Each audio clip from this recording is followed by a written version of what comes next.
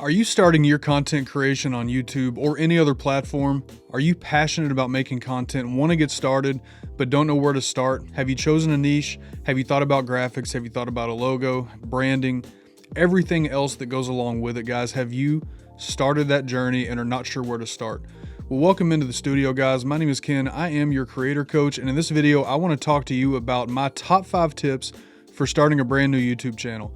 I want to share with you experiences, things I've learned, right, wrong, mistakes I've made, and ways that I've been successful in creating another channel that is monetized on YouTube in a small niche. So in this video, again, we're going to talk about my top 5 tips for starting a YouTube channel, and we're going to start off very simply with what is probably the most important aspect of doing this, and that is choosing your niche and sticking to that niche. Now, you have an opportunity to put out content on YouTube about whatever topic you want to pick.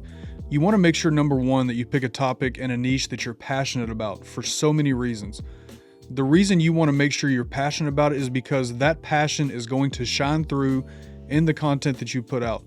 So when the viewer watches your videos and the viewer's interested in that niche, which is how they found your video, they're going to see your passion and they are going to learn a lot more from you. Your content is going to come across as more authentic, and your channel is going to just be that much better. So you want to make sure that it's something you're very passionate about. Don't follow crowds and do a channel because it sounds cool. Unless you really know a lot about that topic, make sure that you're passionate about that topic. Now, you can also, if there's something that you want to do, if there's a niche you want to choose, and it's something that really interests you, you can still do that. Just make sure that you do your research, get to know that content very well, and make sure that you have that passion for it so that your content will be authentic, unique, and will keep viewers interested. There's a second part to this that I want to make sure that you get and understand also. When you pick a niche, you really need to make sure, in my opinion, you really need to make sure that you stick to that niche and make sure that your videos are at least 98, 99% that niche. Let me give you an example of what I'm talking about. If you decide to start a YouTube channel about studio soundproofing, and in that niche, you can talk about all kinds of things. You can talk about microphones, foam wall panels, bass traps, everything that goes along with soundproofing and improving audio. Now, if you were to take that same channel and make that content, and then you decided you wanted to make content about dogs, or you wanted to make content about how to change spark plugs on a truck, or something like that. The issue that you run into when you do content that way is that you're going to bring in an audience that is interested in that content because that's the video they clicked on. They're going to subscribe to your channel. They're going to watch that video. And then next week, when you put out a video about how to soundproof your studio in the basement, they may not be interested in that. So you're going to get subscribers that way because you're going to pick up people from all different interests. But what's more important than subscribers is number of views and watch time. So what's going to happen is if you start a channel about soundproofing and then you put out some videos about fixing your truck or about pets, dogs, whatever, then the people that subscribe for soundproofing are not necessarily going to be interested in the content that you put out about other topics. And so that's going to hurt your view time and your watch time. So you want to make sure that you stick to a niche as best you can and focus on that. So my number 2 tip for starting a YouTube channel or creating content is to make sure that you research your topic, research everything that you want to put out, and really know your craft. When you research and when you know what you're talking about, that comes across in your videos. Your viewers are going to see that, they're going to feel that, they're going to stay interested in the content that you're putting out. So you want to make sure that you understand and know completely what you're talking about, because I'm also going to talk about the next point that's going to tie into this. You want to make sure that you do research and know what you're putting out so that you do come across as being an expert, or at least a semi-expert on the topic, somebody that has experience. You also want to make sure that you're not just doing what somebody else is doing. You watch other channels and just put out content that they're putting out, because that is going to be seen also. People will pick up on those things. They're going to notice whether or not your channel is authentic with those few tips. And as always, in content creation, especially on YouTube, there are so many niches to look at. There are so many creators. Odds are you're not going to be the first to come into that niche and start making videos. So you want to make sure that you're different. One way that you can make sure that your content is different, which this is something I'm very passionate about, is research. Spend as much time as you need to, hours, days, researching a video before you sit down and press record. That way, when you actually do start your video and you start talking, you're going to come across as authentic and your viewers are going to pick up on that. You're going to retain more of your viewership and your channel has that much more chance of being successful. Now, number 3, this sort of ties into number 2. Number 3 is something I learned very early on. I used to start videos and doing this, and I learned very quickly that it did not work for me, especially. There's some people that can do this, but for me, it didn't work. And that is learn how to put out content after study, after research, without using a teleprompter. Now, if you're sitting down in front of your camera, there's all kinds of teleprompter apps. You can buy hardware that will run a teleprompter so that it can look authentic and can be, it can look exactly like you think it would look. But a lot of people, myself included, I do not have the skill to sit and look at a teleprompter and read and come across as authentic. It sounds like I'm reading a book. It sounds like I'm reading a report that I already wrote.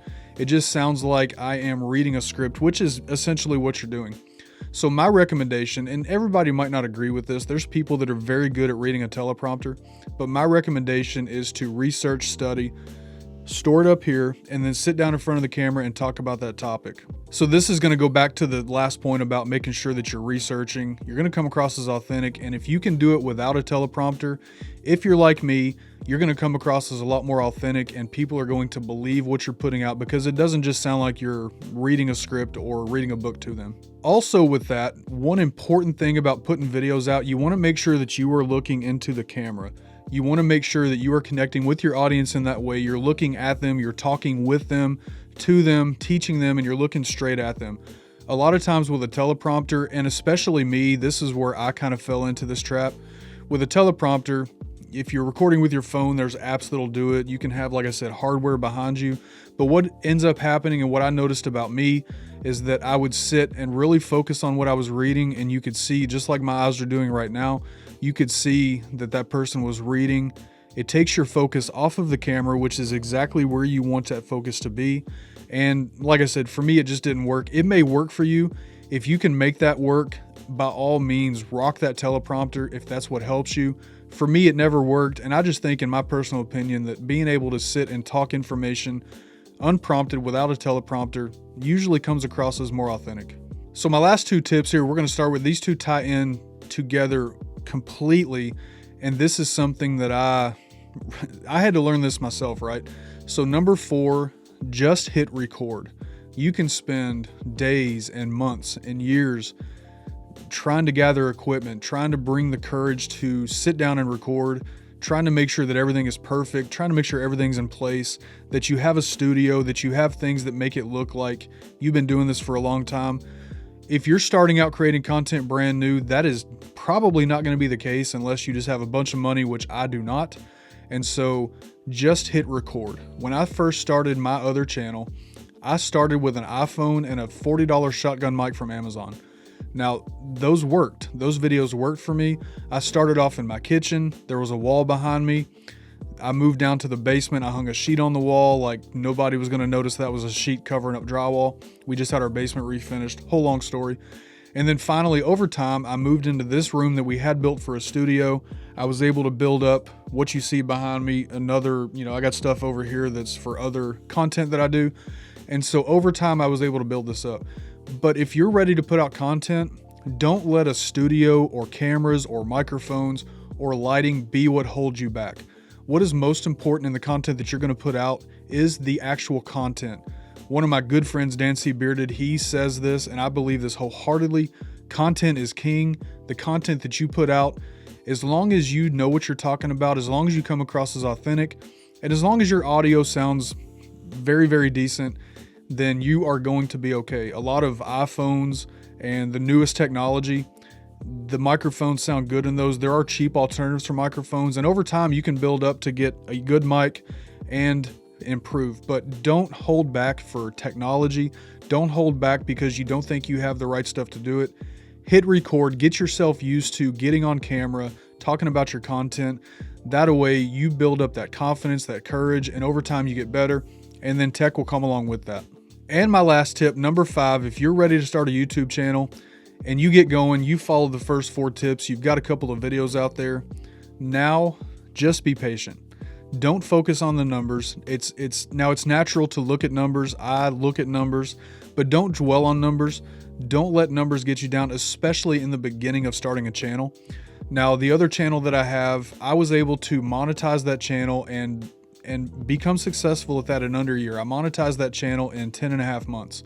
And for me, that was a huge success. When I first started, I didn't really know what this was going to turn into for me. I didn't really have a clear goal in mind. I just started recording because I wanted to have fun. I've always done video work. I've always been into tech, and my other channel's about beards. I've always been into beards, so it sounded like a fun hobby. And so that's how I started. When you first start a YouTube channel, you're not going to get 1,000, 2,000, 3,000 views right away. Your channel has to be seen and noticed. You have to tag it properly. All the different things, which I'll talk about in future videos, to make sure that your videos are being seen by the YouTube algorithm so that your content's being seen. But while that's happening, that is going to organically happen. Don't stress over the numbers. Don't let the numbers discourage you. Keep making content. Keep putting videos out. Be committed, and the views will come. The numbers will come. All that will come. Don't focus on it right up front, though. If you follow these tips and so much more that I have planned to talk about on this channel, I firmly believe that anybody can sit down with a camera and be successful on YouTube as long as you be yourself, focus on what's important, put out good content. The numbers will come, your channel will grow, and you will become that YouTuber that you want to be. So that's what I got for you in this video, guys. If you watch this video and you find value in this, do me a favor, hit the thumbs up, and that greatly helps the channel. If you want to see more content like this in the future, make sure you hit that subscribe button on the way out. Ring the bell so that you'll know when another video comes out. I've got plenty more tips and tutorials and things I plan on putting out there, so I appreciate you watching this one. Again, if you follow these tips, along with so many other things that you need to be a successful creator on YouTube, I have no doubt that you can be successful at this.